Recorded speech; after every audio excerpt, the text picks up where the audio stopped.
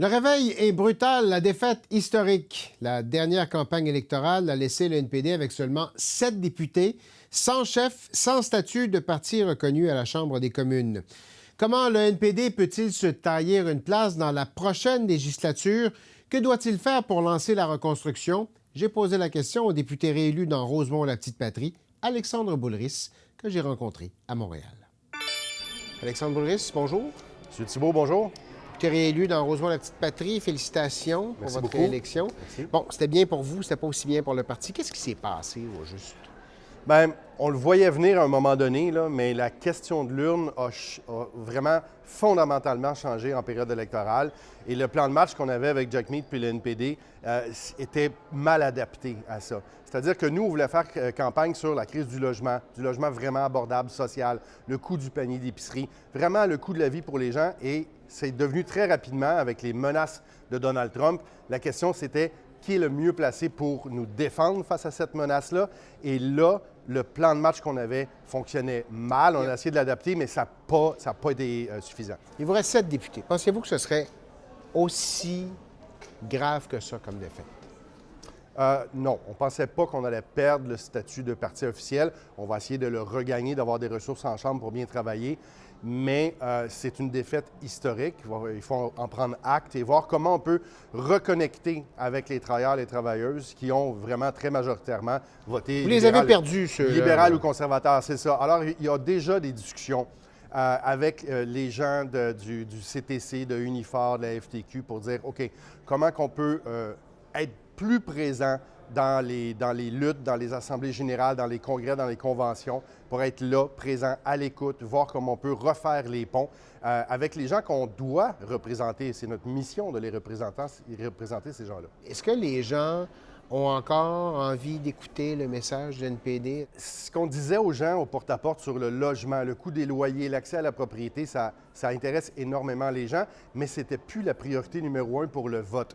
Donc, il y a beaucoup de gens qui sont encore à l'heure actuelle néo-démocrates profondément, mais qui ont prêté leur vote aux libéraux dans des circonstances atypiques, exceptionnelles, et qui nous le disaient dans la rue. Il y avait une espèce de certitude que c'était la bonne chose à faire pour éviter les conservateurs de Pierre Poilievre, dans les circonstances où il ressemble beaucoup à M. Trump et à ses menaces. Donc, il disait, j'ai une valeur refuge avec M. Carney, qui est un banquier, qui a l'air rassurant et compétent. Je vais aller là, mais je reste encore néo-démocrate. Il y a eu tout le contexte suscité par M. Trump. Il y avait aussi la question, il y a eu des questions domestiques, l'entente que vous aviez avec M. Trudeau, qui a maintenu les libéraux au pouvoir pendant pratiquement 4 ans.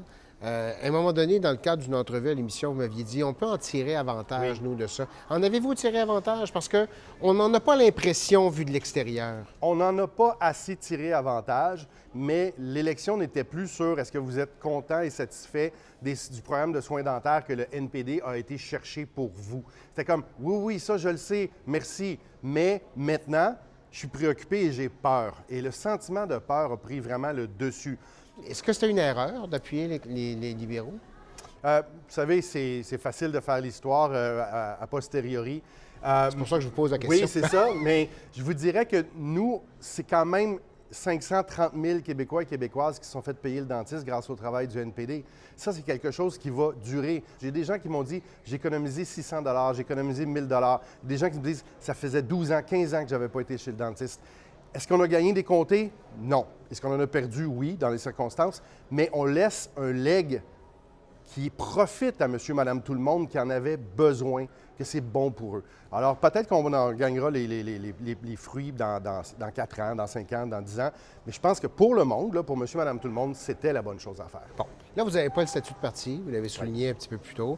Il y a des façons pour vous d'obtenir quelque chose qui ressemble à un statut de parti ou à tout le moins certains privilèges supplémentaires à la Chambre des communes. C'est non négligeable. Là, les gens ne comprennent peut-être pas ça à la maison, mais ça vient un statut avec des ressources financières supplémentaires, donc des employés, des périodes, des questions assignées à la période des questions, de place en comité. Comment vous allez tenter d'obtenir cet élément-là pour votre parti? Bien, il y a 2 choses sur lesquelles on peut miser dans les prochains jours, dans les prochaines semaines. C'est de dire, regardez, les libéraux sont minoritaires, ils ont besoin d'un partenaire pour gagner leur vote. Ils ont besoin, ils sont 169, ils ont besoin de 3 voix pour être capables de gagner leur vote. Nous, on a 7 sièges. La deuxième chose, c'est les comités. Si on n'est pas un parti officiellement reconnu, les libéraux sont systématiquement minoritaires dans tous les comités. Est-ce qu'ils veulent vraiment cette situation-là où on nous garde un siège qui est disponible, puis au besoin, on peut aller faire notre travail pour être capable d'empêcher un blocage absolu des travaux du Parlement? On a vu ce film-là l'automne dernier en Chambre, c'était pas agréable. Alors peut-être que les libéraux ont tout intérêt à nous accorder ces ressources-là et le statut pour qu'on puisse avoir un Parlement qui est fonctionnel. Donc, vous êtes, j'aime pas le terme, mais vous êtes un peu achetable. Vous êtes encore disposé à travailler étroitement avec les libéraux pour les maintenir au pouvoir. Nous, on est là pour servir la population. C'est ça le service public. Alors, on a tout intérêt à ce qu'un Parlement qui est fonctionnel, qui marche dans l'intérêt des gens. Et je ne pense pas que beaucoup de gens nous pardonneraient de provoquer des élections dans 2 mois, 3 mois ou 6 mois pour recommencer tout ça. M. Singh a démissionné le soir de l'élection. Il est arrivé 3e dans sa circonscription. L'année dernière, il y avait des gens à l'interne, en coulisses, qui disaient « c'est peut-être plus le gars dont on a besoin », puis qui ont même évoqué l'idée de changer de chef à quelques mois d'une élection. Est-ce que Jagmeet Singh, c'était le mauvais chef pour la campagne électorale? Bien, Jagmeet, et moi j'ai adoré travailler avec Jagmeet. Je suis vraiment déçu qu'il n'ait pas gagné sa circonscription, puis qu'il ait un peu sur les épaules le poids de cette défaite-là qui est quand même assez catastrophique pour le parti. Mais il n'y avait pas dans les circonstances de menaces de guerre commerciale le profil économique que les gens cherchaient. C'est une question de circonstances, c'est pas une question de travail, de vision, de projet. On avait une très belle plateforme électorale avec des belles solutions pour les gens des travailleurs et les gens de la classe moyenne.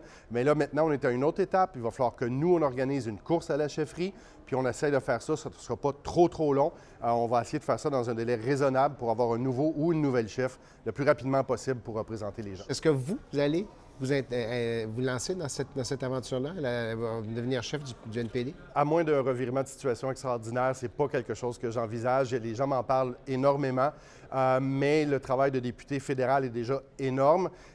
Diriger un parti pan-canadien d'un océan à l'autre, c'est vraiment une tâche gigantesque. Je vais essayer de me garder encore une petite qualité de vie avec mes voisins puis ma conjointe. Et on dit « il faut jamais dire jamais ». Êtes-vous en train de dire jamais? Presque. Alexandre Boulris, merci beaucoup. Ça fait plaisir.